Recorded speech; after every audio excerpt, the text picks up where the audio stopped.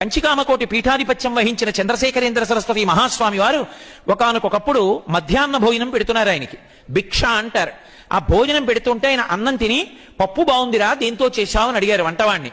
తోటకూర పప్పు వేశానండి అన్నాడు. చాలా బాగుందిరా అన్నారు. మరునాడు తోటకూర పప్పు వేశాడు. 3-4 రోజులు తోటకూర పప్పే వేశాడు. ఎక్కడిదిరా తోటకూర అని అడిగారు. పీఠానికి వచ్చిన వాళ్ళకి చెప్పానండి మీకు తోటకూర ఇష్టమని, రోజు మోపులు తోటకూర తెస్తున్నారు, తోటకూరతో పప్పు వేస్తున్నానన్నాడు. ఆ మరునాడు భిక్షా సమయానికి అన్నం పెట్టారు. ఆయన నాకు అన్నం వద్దని గోశాలకి వెళ్ళి గోమూత్రాన్ని 3 మాటలు ఆచమనం చేసి గోమయాన్ని నాలుక మీద రాసుకుని వెళ్ళిపోయారు. 2వ రోజు అయింది, అన్నం తినలేదు. 3వ రోజు అయింది, అన్నం తినలేదు. 4వ రోజు అయింది, భిక్ష పెట్టడానికి భయపడ్డాడు వంటవాడు. 3 రోజుల నుంచి ఆయన తింటలేదు. ఏ తప్పు జరిగిందని శ్రీకార్యానికి చెప్పాడు. శ్రీకార్యం అంటే మఠం మేనేజర్. ఆయన వెళ్ళి నమస్కారం పెట్టి, అయ్యా ఏదో తప్పు జరిగింది, 3 రోజులుగా మీరు భిక్ష తీసుకోవట్లేదు. ఆ సమయానికి గోశాలలోకి వెళ్ళి గోమూత్రాన్ని ఆచమనం చేస్తున్నారు, గోమయాన్ని నాలుక మీద రాసుకుంటున్నారు, ఆవు పేడ. ఏదో తప్పు జరిగింది, ఏం జరిగిందని అడిగాడు. తప్పు వంటవాడిది కాదు, కంచికామకోటి మఠానికి పీఠాధిపత్యం వహిస్తూ ఎక్కడికైనా నేను వెడితే శంకరాచార్యుల వారు వస్తున్నారంటారు.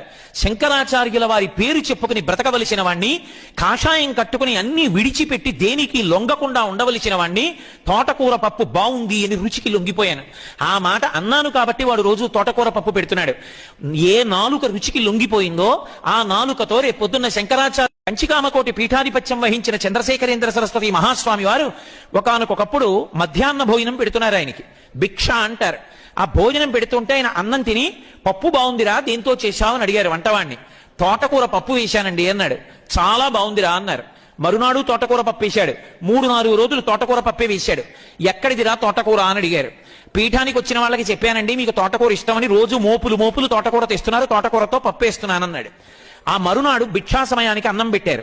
ఆయన నాకు అన్నం వద్దని గోశాలకి వెళ్ళి గోమూత్రాన్ని 3 మాటలు ఆచమనం చేసి గోమయాన్ని నాలుక మీద రాసుకుని వెళ్ళిపోయారు.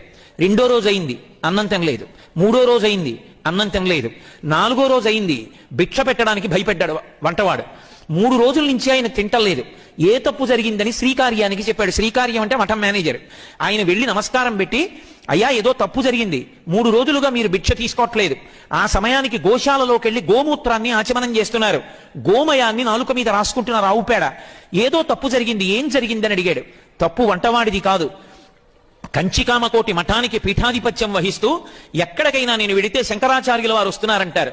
శంకరాచార్యుల వారి పేరు చెప్పుకుని బ్రతకవలసిన వాణ్ణి, కాషాయం కట్టుకుని అన్ని విడిచిపెట్టి దేనికి లొంగకుండా ఉండవలసిన వాణ్ణి, తోటకూర పప్పు బాగుంది అని రుచికి లొంగిపోయాను.